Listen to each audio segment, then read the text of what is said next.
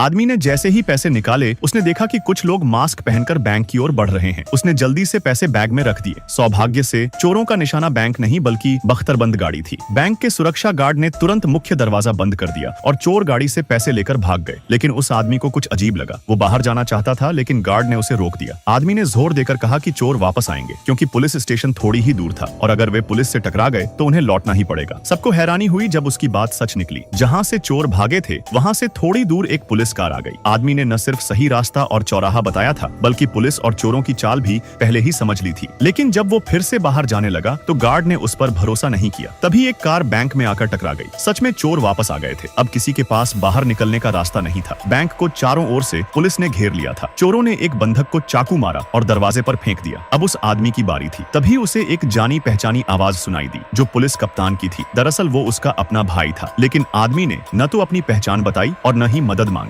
उसने चोरों से कहा कि वह उन्हें बाहर निकाल सकता है। चोर हैरान रह गए और बैंक में सन्नाटा छा गया। जब पुलिस योजना बना रही थी कि बैंक में कैसे घुसा जाए, चोर उस आदमी को घसीटते हुए सुरक्षा कक्ष में ले गए। उसने कहा कि वहीं से वे भाग सकते हैं, लेकिन वहां जाकर पता चला कि वो जगह केवल दूसरी मंजिल तक जाती थी। चोरों ने गुस्से में आकर उसका कॉलर पकड़ लिया और उसे मारने के लिए तैयार थे, लेकिन उसने कहा कि पहले उसे जाने दें। थोड़ी देर देखने के बाद उसने एक अलमारी हटाई और दीवार के पीछे देखा। असल में ये बैंक पहले एक रेस्टोरेंट था और दीवार के पीछे एक फूड पास था जो तीसरी मंजिल तक जाती थी। तीसरी मंजिल से निकलकर वे बैंक के उत्तर दरवाजे तक पहुंच सकते थे जहां मैनेजर की कार खड़ी थी। चोरों ने उस पुरानी खिड़की को तोड़ना शुरू कर दिया और आदमी ने एक चुंबक उठाकर उसे लोहे की अलमारी पर रखा। जैसे ही चोर रास्ता देखकर खुश हुए, आदमी ने चुंबक की मदद से पुलिस की योजना समझ ली। सफलतापूर्वक भागने के लिए उन्हें एक आदमी को पीछे छोड़ना होगा ताकि वह पुलिस का ध्यान भटका सके। लेकिन अब चोर भूल चुके थे कि यह आदमी उनका बंधक है। आदमी ने उन्हें सलाह दी कि बख्तरबंद गाड़ी को सामने के रास्ते से निकालो और बाकी लोग तीसरी मंजिल से निकलें। जैसे ही गाड़ी उत्तर दरवाजे से निकली